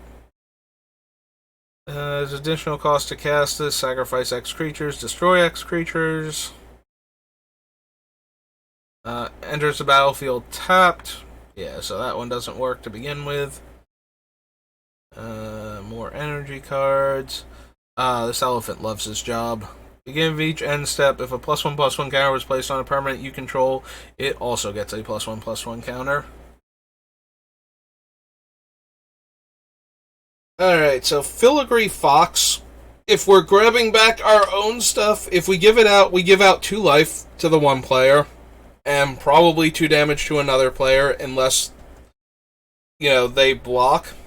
If they do block, then we either have to grab our thing back, so it has to be Homeward Path, so that we can then sacrifice it and draw a card. Gaining control of it will remove it from combat, so we do still have to sacrifice it at that point. Or we let the player that we gave it to get a 2 life and a draw, and it gets blocked.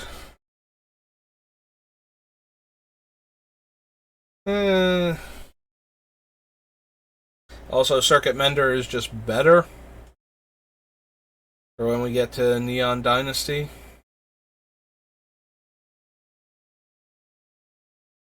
I guess we can skip over Filigree Familiar then. Sorry, little robot fox. You are adorable, but no.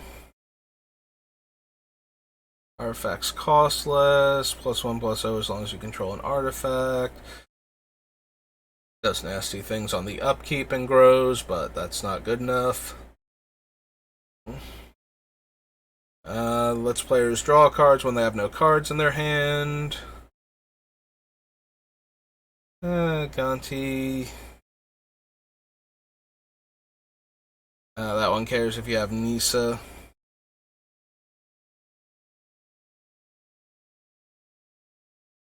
Energy card.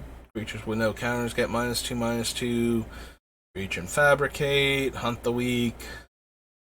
Additional cost to cast Sabotage. Sacrifice an artifact. Deals 3 damage to each creature. No. Nope. Not really an artifact deck.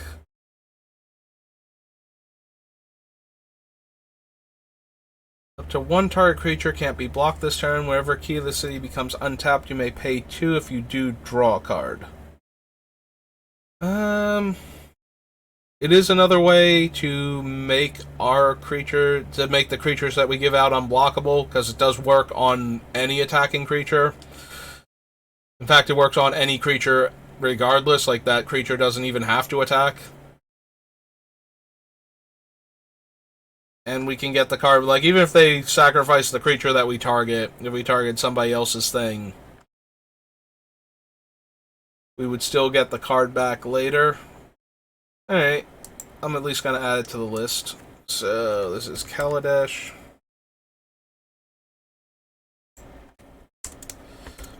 Key to the City.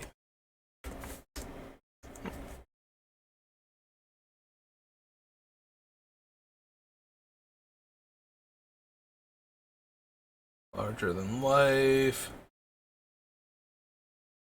Alien is an energy card.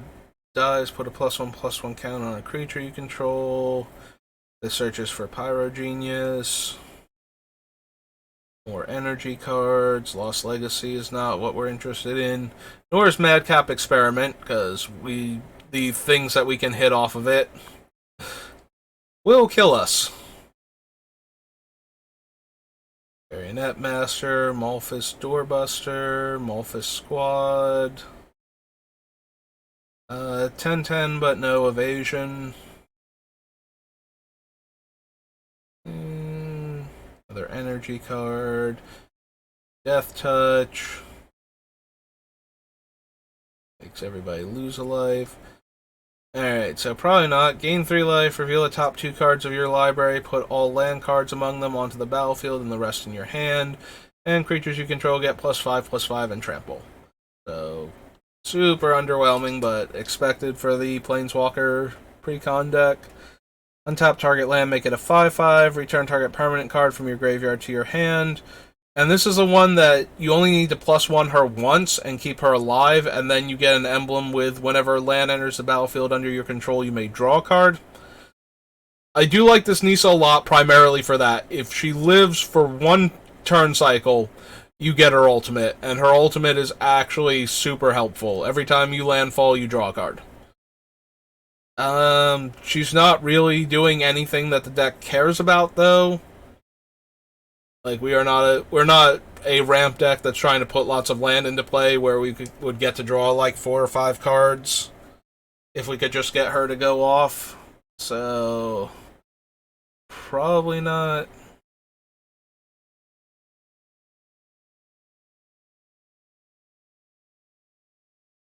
Alright, so Noxious Gearhulk is okay. There's nothing stopping them from killing our bullies with it when we give it out. Unless we can actually give them indestructible, and then they can still, target them with the ability. Unless we give them hexproof or something. Or shroud. But it is an okay creature. Like, it kills an opponent's creature, and then gives us life, and gives us a body on the table. Which might be worth it. We should have Greaves and Boots just to protect our bullies anyway, so...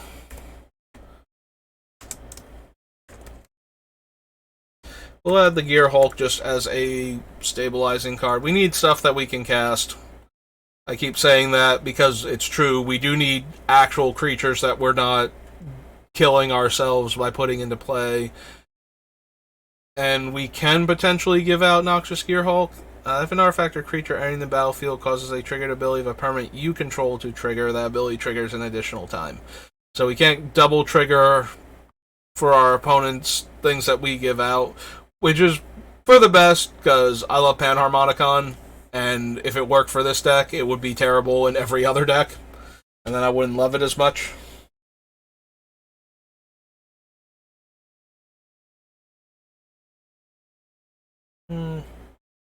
No, we can do better than Perplexing Timepiece. Don't need Chandra's mom. Gains lifelink, so no. Enters the battlefield under your control, you may discard a card and draw a card. Enters the battlefield, deals 1 damage. As long as you control Chandra. Whoops, accidentally clicked off my stuff on my screen. Gets +1/+0 in first strike, so no. Vehicle, no. Can't block this turn, no. Energy card. Sacrifice it to destroy an artifact. Their energy card. Artifact enters the battlefield, gains +2/+0 and trample. 3/2 that can't block. 4/4 that gets more copies of itself. Actually, I think it gets any assembly worker. Yeah. Energy card. Just an okay dragon. Vehicle. Little creature. Choose target creature, exile the top card of your library. You may have Spark of Creativity, deal damage to that creature equal to the exile card's converted mana cost. If you don't, you may play that card until end of turn. So no. Vehicle driver, pilot.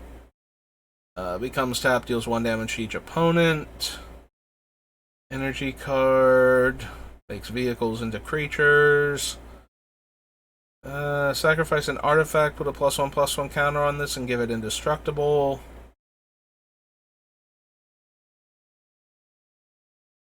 Random 3/2, which I think was from the Nisa deck. 4-mana 2/2 trample. Whenever you get 1 or more energy, this gets +2/+2 until end of turn. 4-mana 5/2. One of the thriving creatures. So all the thriving creatures care about energy. Tidy Conclusion, Torch Gauntlet, Underhanded Design.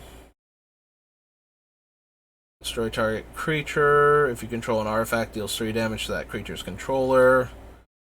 That's a card that searches for Nisa. This thing just buffs our stuff, which is nice and all, but not anything we super need. Energy card.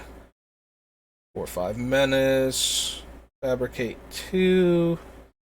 Yeah, I don't think any of these things are going to do anything for us. I think we found like the 1 or 2 good cards for our deck, so making creatures unblockable and just an okay creature for us that we can cast that we might be able to give away safely. We're more likely to wind up playing the ones that destroy target non-black creature, so that way most of our stuff that we would want to cast is protected, but...